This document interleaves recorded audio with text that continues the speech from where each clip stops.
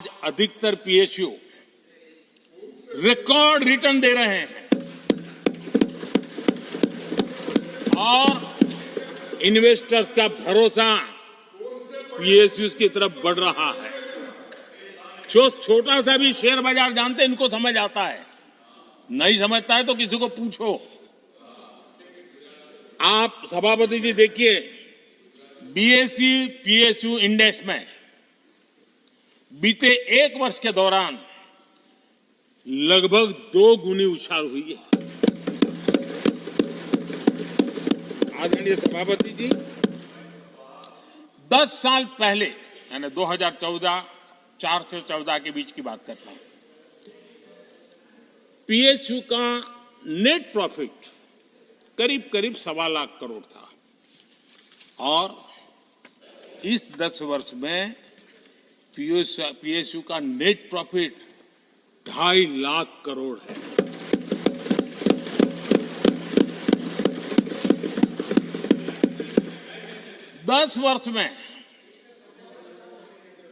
हमारे 10 वर्ष में पीएसयू की नेट वर्थ 9.5 लाख करोड़ से बढ़कर के 17 लाख करोड़ हो गई है।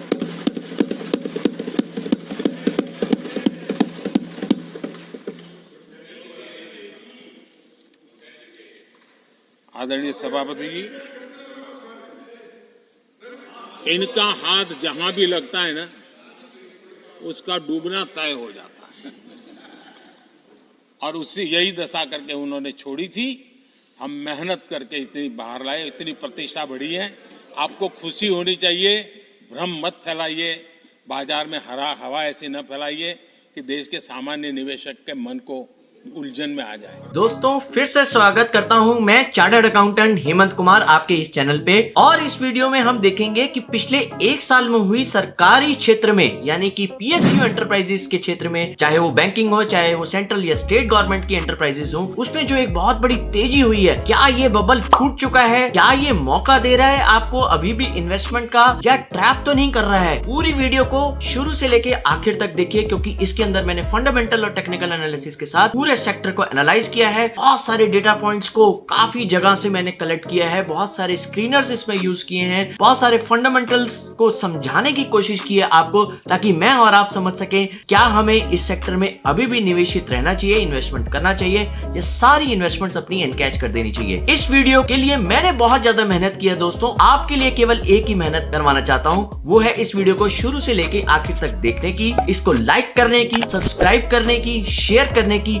और कमेंट करने की कि क्या इस वीडियो ने आपको मदद करी आपके इस इन्वेस्टमेंट डिसीजन में, इस ट्रेडिंग डिसीजन में, कि आपको पीएसयू एंटरप्राइजेस में इन्वेस्टमेंट करना चाहिए, होल्ड करना चाहिए, बाय करना चाहिए या सेल करना चाहिए। आइए जानते हैं पूरा राज इस वीडियो में। बने रहिए शुरू से लेके आखिर तक। दोस्तों, पिछले 1 सालों में कई ऐसे स्टॉक्स हैं जो अपने 1 साल की वैल्यू से 100 गुना, मतलब 100% या करीबन जिसे कह सकते हैं डबल हो चुके हैं, 3 गुने हो चुके हैं और कई शेयर तो 4 गुना भी हो चुके हैं। आरएफसी, पीएफसी, इरेडा, एनएचपीसी, ऐसे कई सारे स्टॉक्स हैं दोस्तों। अब तो नाम भी नहीं लेने जाते क्योंकि इतने सारे स्टॉक्स मार्केट में अवेलेबल हैं। लेकिन क्या इन स्टॉक्स में हुई तेजी अब थम सी गई है? क्या इस तेजी में आपको बने रहना चाहिए? क्या इन स्टॉक्स को अभी भी होल्ड करना चाहिए? क्या फ्रेश इन्वेस्टमेंट करनी चाहिए या फिर सब कुछ बेच के भाग जाएं? क्या करें? इस वीडियो को देखिए, जहां पे मैंने एक फंडामेंटल एनालिसिस को, एक टेक्निकल एनालिसिस को बहुत ही डिटेल में इस सेक्टर को एनालाइज किया है और आपको मदद करने की कोशिश की है कि आप अपने इस डिसीजन को ले पाए। आइए चलते हैं इस वीडियो की शुरुआत। देखिए दोस्तों, पीएसयू एंटरप्राइजेस 3-4 तरीके से एनालाइज की जाती है। पहला है पब्लिक सेक्टर एंटरप्राइजेस में बैंकिंग शेयर, दूसरे हैं आपके सेंट्रल ओन यानी कि सेंट्रल गवर्नमेंट ओन, जहां पे प्रेसिडेंट ऑफ इंडिया की होल्डिंग्स हैं कुछ स्टॉक्स में, और कुछ ऐसे शेयर जहां पे स्टेट गवर्नमेंट के द्वारा रेगुलेट किए जाते हैं, स्टेट गवर्नमेंट ओनरशिप है। तो ऐसे कई स्टॉक्स को हम एनालाइज करेंगे, इस पूरे सेक्टर को एनालाइज करेंगे और जानेंगे क्या है ये बबल या बन सकते हैं यहाँ से कुछ स्टॉक्स रॉकेट। तो ये मेरी पूरी रिसर्च है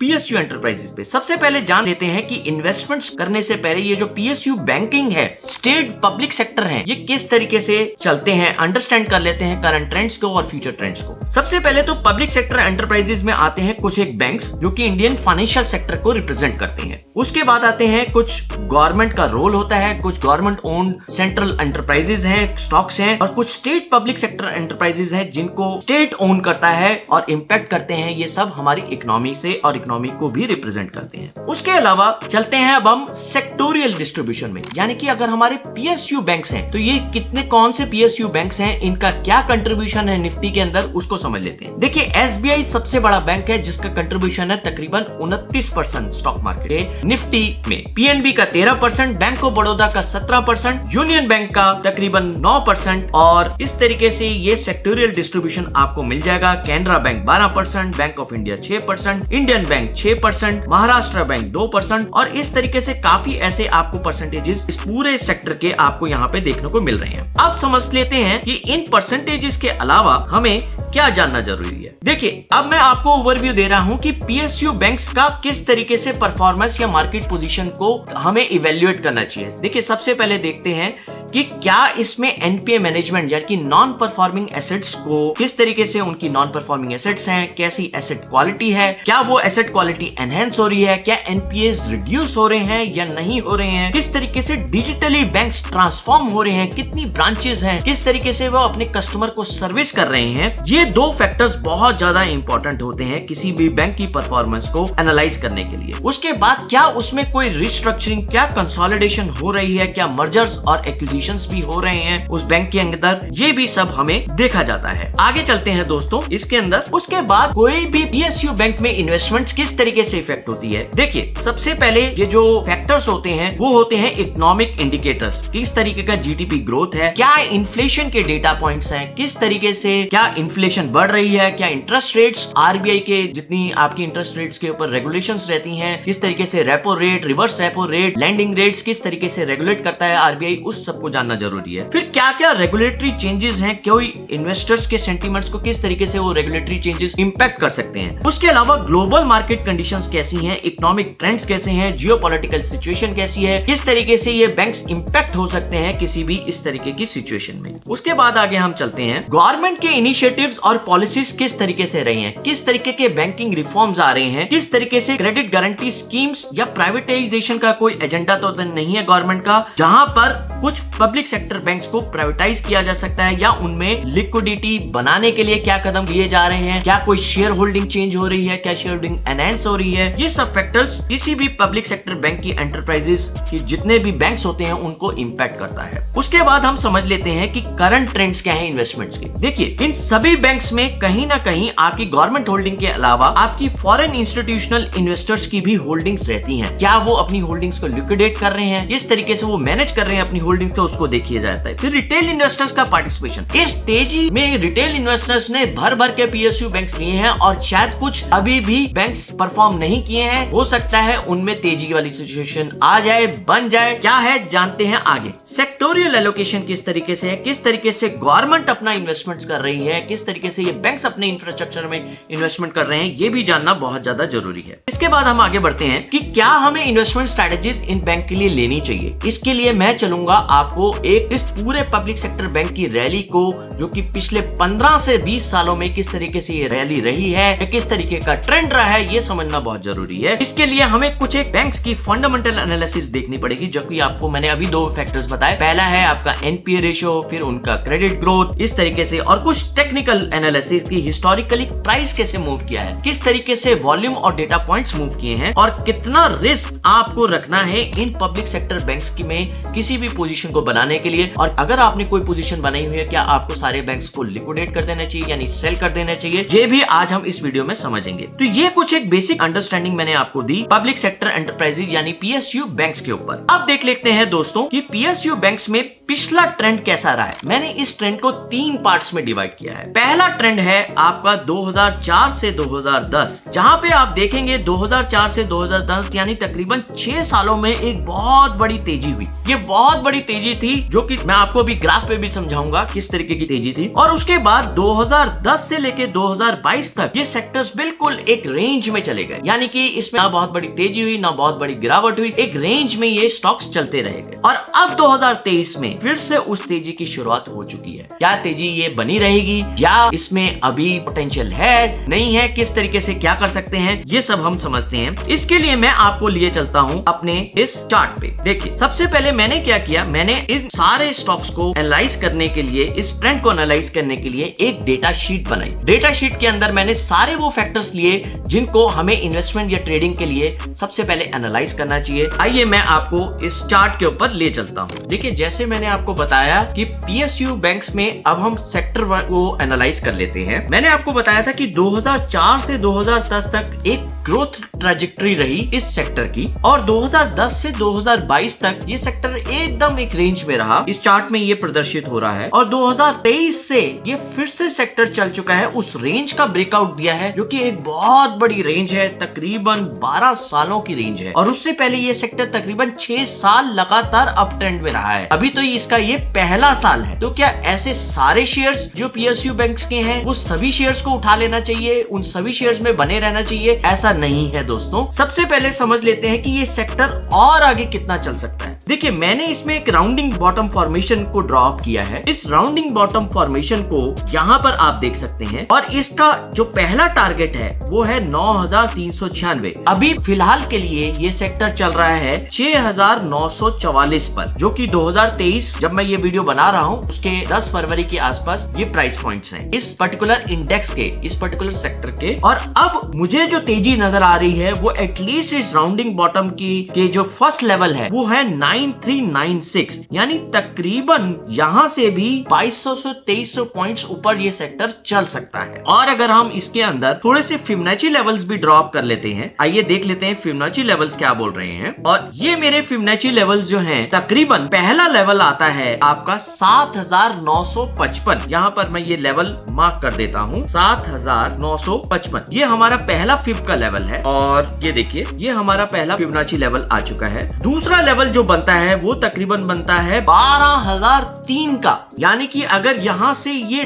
डबल की चाल चलते हैं, तो 12003। तो क्या अगर मैं ये मानूं कि ये गहराई भी अगर डबल हो जाती है, तो यहाँ से जो ये गहराई हमने यहाँ तक ली और इसको थोड़ा सा हम डबल करने की कोशिश करते हैं यहाँ से, ये देखिए ये मैंने आपके लिए इस डाउनवर्ड लेवल्स, और इसको अब हम थोड़ा सा डबल करने की कोशिश करते हैं, पहला लेवल और दूसरा, यानी कि वो भी 15000 तक ये सेक्टर जा सकता है। ये सेक्टर हमें इस तरीके से प्रदर्शित कर रहा है। तो अभी ये लेवल्स को फिलहाल के लिए मैं विड्रॉ कर रहा हूँ, हटा रहा हूँ। अभी फिलहाल के लिए जो मुझे तेजी लग रही है वो एटलीस्ट इसके जो पहला लेवल है, जो कि हमारा यहाँ पर बनता है तकरीबन 9396 तक, तो ये सेक्टर चलना ही चाहिए। उसके बाद अगर ये सेक्टर में फर्दर तेजी बनती है तो फर्दर तेजी इस सेक्टर को तकरीबन 16051, जो कि हमारा फिबोनाची लेवल भी है, उसके आसपास भी ले जा सकती है। और उससे पहले 13790 का एक छोटा सा लेवल और बनता है, जो कि एक राउंडिंग बॉटम का ट्वाइस जिसे कहते हैं, उसका एक लेवल 1 और लेवल 2 के हिसाब से, यानी T1 बना 9396 और T2 बना 13860 के आसपास। तो ये दो लेवल्स तो इस पीएसयू बैंकिंग इंडेक्स के बनते ही हैं। अब देख लेते हैं कि क्या कुछ सारे शेयर्स इस पीएसयू बैंकिंग के सभी शेयर्स में बने रहना चाहिए या कुछ शेयर्स में अपनी पोजीशंस को लिक्विडेट कर देना चाहिए, उनमें से निकल जाना चाहिए। सारे शेयर्स अट्रैक्टिव नहीं होते हैं दोस्तों। मैं आपको बताता हूं किस तरीके से मैंने एनालाइज किया। मैंने यहाँ डाटा पॉइंट्स प्लॉट किए हैं सारे पीएसयू बैंकिंग शेयर्स के, जहां पर आप देख पा रहे हैं price to earning ratio, sector की पीई क्या है, ये भी देखना बहुत ज्यादा जरूरी है। ये डेटा पॉइंट्स हमारे डिसीजन को काफी ज्यादा इंपैक्ट करते हैं। प्राइस अर्निंग रेशियो और सेक्टर की पीई किस तरीके से चल रही है। देखिए अगर आप पहली उसमें देखें, पहला है बैंक ऑफ बड़ौदा, जिसने पिछले एक साल में 56% का रिटर्न दिया है। सेक्टर की पीई 20 के करीबन चल रही है और इस स्टॉक की पीई चल रही है 7 या 8, यानी कि इस स्टॉक में आप बाइंग पोजीशन अभी भी मेंटेन कर सकते हैं। अगर आपने बाई कर रखा है और नहीं कर रखा तो इसमें फर्दर बाई किया जा सकता है। इसी तरीके से काफी सारे स्टॉक्स हैं। बैंक ऑफ इंडिया है, बैंक ऑफ इंडिया में भी आप देखेंगे कि तकरीबन आपके पास जो सेक्टर के शेयर के अंदर नेक्स्ट शेयर आता है, उसमें सेक्टर का पीई 20 है और इसका पीई है 9। और अगर आप देखेंगे कि इसमें आपके ग्रोथ इन सेल्स भी हो रही है, तकरीबन 14% की ग्रोथ आपको यहाँ पर मिल रही होगी, यहाँ पर आप देख पा रहे हैं। उसके बाद करते हैं बैंक ऑफ महाराष्ट्र, ये भी अपने सेक्टोरियल पीए से काफी नीचे यानी 12 के पीए पे ट्रेड कर रहा है। उसके बाद है कैनरा बैंक जो कि 7 के पीई पे ट्रेड कर रहा है। उसके बाद है इंडियन बैंक जो कि 9 के पीई पे ट्रेड कर रहा है। उसके बाद है पंजाब नेशनल बैंक और स्टेट बैंक जो कि 17 और 11 के पीई पे ट्रेड कर रहे हैं। और फिर है यूको बैंक। तो आपने देखा कि सारे बैंक्स नहीं चल रहेंगे, सारे बैंक्स के प्राइस अर्निंग रेशियोज बहुत अट्रैक्टिव नहीं है, कुछ तो अपने सेक्टर के पीई रेशियो से ज्यादा, यानी कि उसमें प्रॉफिट बुकिंग की बहुत ज्यादा संभावना है। इवन इफ उसके अंदर एक साल के अंदर जितना मर्जी आपको चाहे वो 100% रिटर्न भी दे गया हो, लेकिन हो सकता है अब उसमें बाइंग पोजीशन रखनी बहुत ज्यादा रिस्की हो। तो हम सेक्टर की पीई को इंडिविजुअल स्टॉक की यानी कि उस बैंक की पीई के साथ कंपेयर करते हुए चलेंगे और वहां से हमने यहाँ पे रैंकिंग कर रखी है। तो ये रैंक करने के बाद हमें पता चलता है कि कौन सा बैंक हमें किस बैंक पे ज्यादा जोर देना चाहिए। यानी स्टेट बैंक, देखिए स्टेट बैंक भारत की जिसे कहते हैं हमारी प्रगति को दर्शाता है। जितनी ज्यादा ब्रांचेस स्टेट बैंक के, जितना ज्यादा अकाउंट होल्डर स्टेट बैंक के, उतने ज्यादा किसी भी बैंक के नहीं। यानी कि पहली प्रेफरेंस आपकी स्टेट बैंक हो सकती है, दूसरी प्रेफरेंस हम सब की बैंक ऑफ बड़ौदा हो सकती है। देखिए यहाँ कोई बाइंग और सेलिंग एडवाइजेस नहीं है, ये फंडामेंटल एनालिसिस है। टेक्निकल एनालिसिस मैंने आपको चार्ट पे की है, इन्हीं स्टॉक्स का आप टेक्निकल एनालिसिस भी कीजिए और फिर देखिए अपने रिस्क मैनेजमेंट और मनी मैनेजमेंट के साथ कौन से स्टॉक्स में आपको बने रहना है। इसके बाद हम चलते हैं अपने नेक्स्ट सेक्टर पे जो कि है पीएसयू सेक्टर एंटरप्राइजेस यानी सेंटर और स्टेट की एंटरप्राइजेस। उसके अंदर मैं अगर आपको लेके चलूं तो आपको यहाँ पे पता चलता है कि उसके परफॉर्मेंस रिकॉर्ड, ट्रैक रिकॉर्ड्स देखना बहुत ज्यादा जरूरी है दोस्तों। किसी भी कंपनी का, किसी भी स्टॉक का पास्ट ट्रैक रिकॉर्ड कैसा रहा है, किस तरीके से उस सेक्टर में ग्रोथ के प्रोस्पेक्ट्स हैं, कोई स्ट्रेटेजिक डिसइन्वेस्टमेंट तो नहीं करने वाली है गवर्नमेंट, ताकि गवर्नमेंट को फंड्स मोबिलाइज हो सके। ये वीडियो थोड़ा सा लंबा हो सकता है, इसके लिए बियर कीजिएगा, लेकिन ये ऐसे डेटा पॉइंट्स हैं जो आपको कहीं पे भी कंसोलिडेटेड फॉर्म में नहीं मिलेंगे। इन डेटा पॉइंट्स को बनाने में मैंने बहुत मेहनत की है और इन सबको एक एक करके एनालाइज किया है, किस तरीके से इन स्टॉक्स के अंदर हमें पोजीशन बनानी चाहिए या इस बबल को हमें इग्नोर कर देना चाहिए। आगे देखते हैं सेकंड फैक्टर क्या है। देखिए इसके अंदर आपको अगर in public sector, state owned या सेंटर ओन्ड एंटरप्राइजेस के अंदर आपको बने रहना है तो आपको देखना पड़ेगा उस सेक्टर का particular sector analysis, sector specific analysis करना है। जैसे अभी हमने पीएसयू बैंक का एनालाइज किया था, चार्ट्स को एनालाइज किया था, उसके ग्रोथ ट्रेजेक्टरी को एनालाइज किया था। अब हम देखेंगे पीएसयू एंटरप्राइजेस के सेक्टर के चार्ट को भी। उसके बाद इसके अंदर आते हैं कुछ इंफ्रास्ट्रक्चर प्रोजेक्ट्स। अभी आपने देखा होगा प्रधानमंत्री मोदी ने और बजट में भी कुछ घोषणाएं हुई हैं इंफ्रास्ट्रक्चर को लेके, रेलवेज को लेके, कुछ पब्लिक सेक्टर एंटरप्राइजेस को लेके, डिफेंस को लेके हमारी घोषणाएं हुई हैं। और देखिए किसी भी इकोनॉमी को चलाना है तो आपको इंफ्रास्ट्रक्चर और डिफेंस में स्पेंड करना ही पड़ेगा और रेलवे एक किसी भी इकोनॉमी की जान होती है। तो देखिए उसके अलावा रीजनल डेवलपमेंट्स जो कि स्टेट ओन्ड एंटरप्राइजेस है, कुछ ऐसी रीजनल डेवलपमेंट्स तो नहीं हो रही हैं वहां पर, वो सब देखना भी बहुत ज्यादा जरूरी है हमें। आइए इसमें भी हम इस सेक्टर के 3 पार्ट्स में एनालिसिस करते हैं। 3 फेजेस रहे इस सेक्टर के। पहला फेज था 2004 से 2008 यानी 4 सालों में ये सेक्टर 2000 से 8000 10,000 के इंडेक्स तक पहुंच गया। उसके बाद ये सेक्टर अपनी रेंज में रहा तकरीबन 5000 से 10,000, इस रेंज में ही ये सेक्टर रहा, वो भी पूरे तकरीबन 14 साल ये सेक्टर रेंज में रहा है। और अब जाके 2022-23 के आसपास यानी 23 की बिगनिंग में अप्रैल मई के आसपास इस सेक्टर ने एक बहुत बड़ा ब्रेकआउट दिया है जो कि 14 साल का ब्रेकआउट है। इस ब्रेकआउट को इग्नोर नहीं किया जा सकता दोस्तों। इसीलिए इस ब्रेकआउट को जिसने भी पहचाना और जितनी जल्दी पहचाना उसने उन सरकारी शेयरों में अपनी इन्वेस्टमेंट्स करी। पहले हम लोग भी सोचा करते थे कि सरकारी शेयर तो चलता ही नहीं है, ये डेड इन्वेस्टमेंट है, बिल्कुल बेकार इन्वेस्टमेंट है। लेकिन ऐसा क्या हुआ ऐसे सरकारी क्षेत्रों में? क्या ऐसा हुआ कि इनकी मैनेजमेंट चेंज हो गई? क्या मैनेजमेंट में फ्रीडम दी गई? किस तरीके से गवर्नमेंट का एक विजन रहा, मोदी गवर्नमेंट का स्पेशली, क्योंकि इन पिछले 10 सालों में जब तक मोदी गवर्नमेंट रही है और पर्टिकुलरली 1 से 2 सालों में जहां पे लोगों को एक सेंटिमेंट स्टेबल गवर्नमेंट का मिला है, वहां पे इस पब्लिक सेक्टर के एंटरप्राइजेस को भी प्राइवेट सेक्टर की तरीके से चलाने में गवर्नमेंट का विजन रहा है, अपनी इन्वेस्टमेंट्स को बढ़ाने का विजन रहा है और उन्हें ऑटोनॉमी दी गई है। पहले क्या होता था कि गवर्नमेंट प्राइवेट एंटरप्राइजेस में गवर्नमेंट का बहुत ज्यादा जिसे कहते हैं तरीके से दखलंदाजी रहती थी। अब उनको एक फ्रीडम थोड़ी बहुत ही दी गई है। फिर भी हम जानेंगे कि क्या अभी भी सारे शेयर्स हमें बेच देने चाहिए, क्योंकि 12,000 का इंडेक्स 18,000 यानी कि तकरीबन 6,000 पॉइंट्स इस साल ये इंडेक्स चल चुका है। पिछली बारी यही इंडेक्स पिछले मूवमेंट में तकरीबन 4,000 से 10,000 यानी 6,000, तो 6,000। क्या ऐसा लगता है कि ये पूरा इंडेक्स चल चुका है, अब हमें इसमें से निकल जाना चाहिए, या कुछ अभी भी स्टॉक्स ऐसे हैं जिनमें बने रहा जा सकता है या फ्रेश इन्वेस्टमेंट्स की जा सकती है? इसके लिए मैं आपको फिर से ले चलता हूं अपने उस चार्ट के अंदर। आइए अब चार्ट पे समझ लेते हैं इस सेक्टर को, जो कि है पीएसयू एंटरप्राइजेस का, सेंट्रल और स्टेट गवर्नमेंट का। मैं लिए चलता हूं आपको बीएससी के इस पब्लिक सेक्टर एंटरप्राइजेस के चार्ट को, जो कि है मैंने 3 पार्ट्स में इसको भी डिवाइड किया है।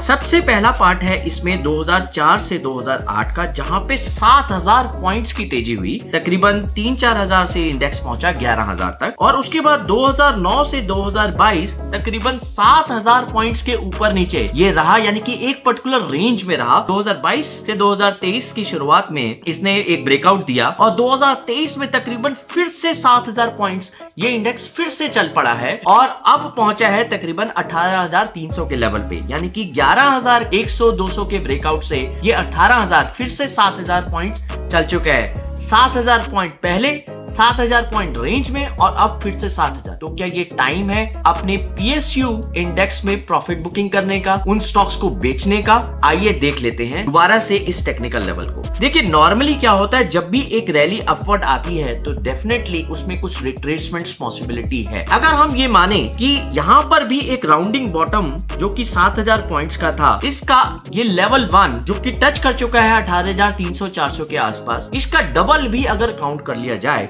तो तकरीबन ये 24,000 तक इंडेक्स जा सकता है। अगर ये इंडेक्स 24,000 तक जाएगा तो कुछ शेयर्स चलेंगे, कुछ शेयर्स में प्रॉफिट बुकिंग रहेगी, कुछ शेयर्स नहीं भी चलेंगे, और हो सकता है ये इंडेक्स ना चले। ये है टेक्निकल एनालिसिस। फंडामेंटल एनालिसिस अभी बाकी है दोस्तों। टेक्निकल एनालिसिस के हिसाब से अभी इसमें थोड़ी रिट्रेसमेंट बनती है और जो कि हो भी रही है। तो क्या सब कुछ बेच देना चाहिए? आइए देखते हैं कि अब हमारे स्टॉक वाइज जो कि एक सेक्टर, मैंने बहुत मेहनत की है दोस्तों, इसके अंदर एक सेक्टर के प्राइस, अर्निंग्स, उसके फंडामेंटल्स, उसके हिस्टोरिकल ट्रेंड्स को प्लॉट करने में एक पर्टिकुलर एक्सेल में। तो आइए यहां पर हम देख लेते हैं। Let me remove the drawings. और देखिए सबसे पहला है एरोस्पेस में। एरोस्पेस में भारत डायनेमिक्स का पीई है 70 का, और जबकि सेक्टर का पीई है 56 का। तो यहां पर तो बॉस सेल बनता है। अभी short term profit booking definitely बनती है, हो सकता है इसमें प्रॉफिट बुकिंग आ भी रही हो। अगर आप देखेंगे 52 वीक हाइस पर ये स्टॉक चल रहा है, और इसका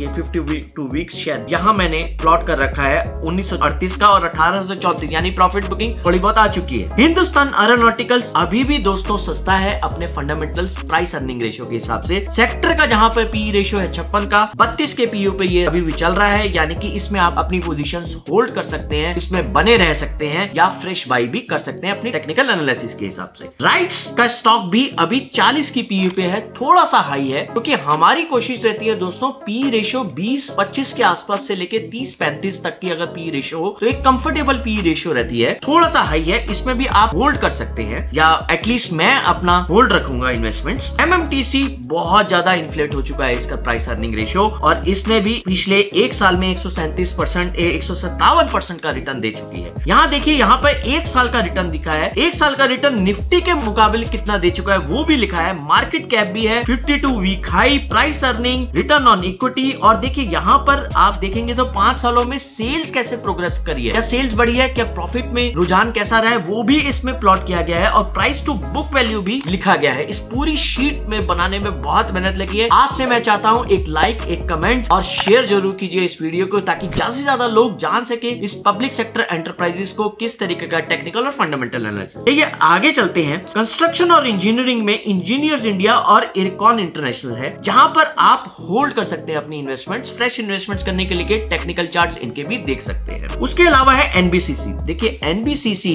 हालांकि काफी ज्यादा तेजी आ चुके हैं। मेरा मानना है शॉर्ट टर्म में एनबीसीसी में looking at the price earning ratio versus sector का जो प्राइस अर्निंग रेशियो है, इसमें प्रॉफिट बुकिंग संभावित है। उसके अलावा चलते हैं हम भारत इलेक्ट्रॉनिक्स में। भारत इलेक्ट्रॉनिक्स भी अपने सेक्टर के पी के आसपास चल रहा है, होल्ड रह सकते हैं, लेकिन जैसे ये पी रेशियो को एक्सेप्शनली क्रॉस करे, देखेंगे आप भारत इलेक्ट्रॉनिक्स इलेक्ट्रॉनिक्स ने अपने इस तरीके से 196 के लेवल से 180 के आसपास आ चुका है, यानी कि तकरीबन ये अपने प्रॉफिट बुकिंग जोन में भी है। राष्ट्रीय chemicals again profit booking zone में है, थोड़ा सा सेक्टर वाइज पी रेशियो कम है, आप होल्ड रख सकते हैं या फ्रेश इन्वेस्टमेंट भी कंसीडर कर सकते हैं। गेल एक ऐसा स्टॉक है जहां पे आप फ्रेश इन्वेस्टमेंट्स कर सकते हैं। अभी भी इसका पी रेशियो 14 चल रहा है, जबकि सेक्टर का पी रेशियो 31 है। गुजरात गैस तकरीबन अपने पी रेशियो के आसपास चल रहा है। BHEL में हमें पी रेशियो नहीं मिला है, इसका कारण ये है दोस्तों क्योंकि BHEL अभी भी लॉस मेकिंग एंटिटी है। हालांकि इसने अपने इन्वेस्टर्स को लास्ट एक साल में निराश नहीं किया है, 200% का रिटर्न ऑलरेडी दे चुका है। हो सकता है आने वाले टाइम में इसमें सेल्स और प्रॉफिटेबिलिटी में रुझान अच्छा रहे,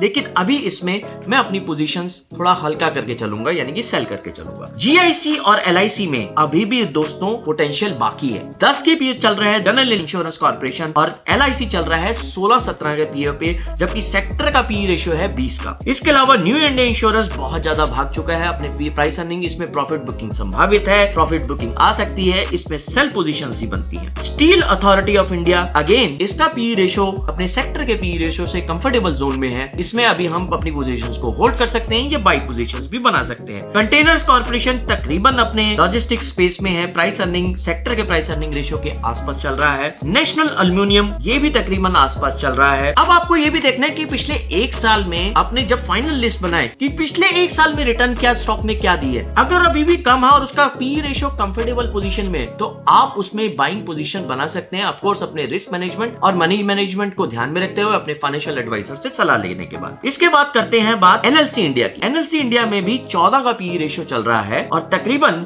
ये स्टॉक भी लिया जा सकता है फ्रेश इन्वेस्टमेंट्स के पर्सपेक्टिव से। यहाँ पर आप देख पाएंगे ये पी रेशियोज आपको नजर आएंगे और सेक्टर के पी रेशियोज भी इसके अंदर आपको नजर आ रहे हैं। इसके बाद हम बात करते हैं दोस्तों NMDC की। NMDC भी आपके सेक्टर के पी रेशियो से आधा उसका प्राइस अर्निंग रेशियो, यानी कि अभी भी इसमें डबल प्रॉफिटेबिलिटी के चांसेस, यानी प्राइस अर्निंग रेशियो के चांसेस अपने अगर सेक्टर के पी को छूता है तो हो सकता है ये स्टॉक आपके पोर्टफोलियो में रहने लायक है ट्रेडिंग के लिहाज से और इन्वेस्टमेंट्स के लिहाज से भी। ONGC भी तकरीबन half of the sector P पे ट्रेड कर रहा है, ये भी एक इन्वेस्टमेंट कैंडिडेट हो सकता है। ऑयल इंडिया भी एक इन्वेस्टमेंट कैंडिडेट हो सकता है और भारत पेट्रोलियम और हिंदुस्तान पेट्रोलियम तो अभी तकरीबन 1/4 प्राइस पे चल रहे हैं सेक्टर के प्राइस अर्निंग रेशियो के हिसाब से। ये सारा डेटा पॉइंट्स मैंने अपने डेटा पॉइंट्स जो है निफ्टी की साइट से और काफी सारे स्क्रीनर्स के मदद से इकट्ठे किए हैं, इनको कंसोलिडेट किया है। आप भी इन डेटा पॉइंट्स को क्रॉस चेक जरूर कीजिएगा और अपनी इन्वेस्टमेंट फाइनेंशियल एडवाइजर से पूछे बिना बिल्कुल नहीं कीजिएगा। और इसके बाद बात करते हैं IOC की, फिर मैग्नोल रिफाइनरी, ये भी एक बहुत बढ़िया शेयर है, रिफाइनरी और रिफाइनिंग और मार्केटिंग का स्टॉक है। इसके बाद बात करते हैं NTPC की। NTPC भी अपने प्राइस अर्निंग रेशियो के सेक्टर प्राइस अर्निंग रेशियो से करीबन आधे पे चल रहा है, इसको भी आप इन्वेस्टमेंट्स के लिए देख सकते हैं। पावर ग्रिड जो कि पावर ट्रांसमिशन और डिस्ट्रीब्यूशन में है, ये भी दोस्तों अपने सेक्टर पी से आधे दामों पे मिल रहा है, आधी प्राइस अर्निंग रेशियो पे मिल रहा है, ये भी एक पोटेंशियल है, कैंडिडेट है फर्दर तेजी के लिए। NHPC भी एक ऐसा स्टॉक है, हालांकि ये अपने पावर ग्रिड से ज्यादा बेटर नहीं है। रिन्यूएबल एनर्जी के क्षेत्र में अगर आप SJVN पकड़ के बैठे हुए हैं तो प्लीज उसमें प्रॉफिट बुकिंग कर लीजिएगा, क्योंकि SJVN का प्राइस अर्निंग रेशियो अपने सेक्टर के प्राइस अर्निंग रेशियो से काफी आगे बढ़ चुका है, तो ये हमारा है सेल का कैंडिडेट। कोचिन शिपगार्ड थोड़ा बहुत होल्ड कर सकते हैं। इसके बाद मजगांव डॉक भी होल्ड कर सकते हैं, बाइंग पोजीशन भी बनाई जा सकती है। और हाउसिंग अर्बन एच जो हुडको है, हुडको के अंदर बहुत बड़ी तेजी दोस्तों तकरीबन 200-225 के आसपास बनी और अभी ये स्टॉक तकरीबन अपने प्राइस अर्निंग रेशियो के आसपास चल रहा है। इसमें कॉशियस अप्रोच अपना बिल्कुल बनाए रखिएगा और देखिएगा अगर इसमें प्रॉफिटेबिलिटी आपको मिल रही है तो इस शेयर से निकल भी सकते हैं। डेफिनेटली मेरा ये एनालिसिस है, आपका एनालिसिस कुछ डिफरेंट हो सकता है। IRFC में डेफिनेटली अगर आप देखेंगे सेक्टर पी रेशियो से ये काफी ज्यादा आगे बढ़ चुका है, इसमें प्रॉफिट बुकिंग थोड़ी बहुत आ चुकी है और थोड़ी बहुत और आ सकती है। इसके अलावा power finance corporation RFC PFC अभी भी अपने सेक्टर पी रेशियो से काफी आधे दामों पे आपको मिल रहे हैं, अभी भी इनमें पोटेंशियल है। हालांकि 100-200 वाले RFC PFC 400-500 की ट्रेजेक्टरी को छू के आ चुके हैं, थोड़ा बहुत प्रॉफिट बुकिंग आई है, लेकिन अभी भी नेक्स्ट ग्रोथ के लिए आप इनमें इन्वेस्टेड रह सकते हैं। उसके बाद आते हैं ITI। तो आपने देखा कि ये सारे स्टॉक्स मैंने एक एक करके बहुत ज्यादा फंडामेंटल और टेक्निकल एनालिसिस चार्ट के साथ एनालाइज किए। देखिए आपको भी एक एक करके इन स्टॉक्स को एनालाइज करना होगा, इस सेक्टर को बहुत ही टेक्निकली और फंडामेंटली समझना होगा, उसके बाद ही अपनी इन्वेस्टमेंट या ट्रेडिंग डिसीजन को लेना होगा। मेरा मानना यह है कि सस्टेनेबल ग्रोथ के लिए आपको PSU बैंक्स और स्टेट पब्लिक एंटरप्राइजेस की ग्रोथ में अभी भी आप बने रह सकते हैं फाइनेंशियल प्रॉस्पेरिटी को देखते हुए। लेकिन हाँ, टेक्निकली कुछ स्टॉक्स ओवरवैल्यूड हो चुके हैं, उनमें प्रॉफिट बुकिंग कर सकते हैं हम। और इस वीडियो के माध्यम से आपको पता चला होगा किस तरीके से फंडामेंटल और टेक्निकल एनालिसिस को कंबाइन करके हम एक स्टॉक मार्केट में बहुत बढ़िया इनकम को जनरेट कर सकते हैं, अपने लिए पैरेलल इनकम जनरेट कर सकते हैं। आप सब्सक्राइब कर सकते हैं ये चैनल आने वाले वीडियोस के बारे में जानने के लिए, स्टॉक मार्केट में जानने के लिए और सीखने के लिए आप हमें संपर्क कर सकते हैं दिए गए फोन नंबर पे, या फिर हमें ईमेल भी कर सकते हैं। तो तुरंत इस वीडियो को लाइक कीजिए, सब्सक्राइब कीजिए और शेयर कीजिए, क्योंकि इस वीडियो को बनाने में बहुत मेहनत लगी है, इन डाटा पॉइंट्स को बनाने में बहुत मेहनत लगी है। आपसे केवल एक ही मेहनत चाहता हूं कि आप इस वीडियो को लाइक कीजिए और कमेंट कीजिए कि आपको यह एनालिसिस कैसा लगा और आपने क्या डिसीजन लिया। क्या आप भी समझते हैं कि यह बबल फट चुका है या फिर अभी भी बाकी है तेजी रॉकेट जैसी? तो मिलते हैं अपने अगले वीडियो में। नमस्कार दोस्तों।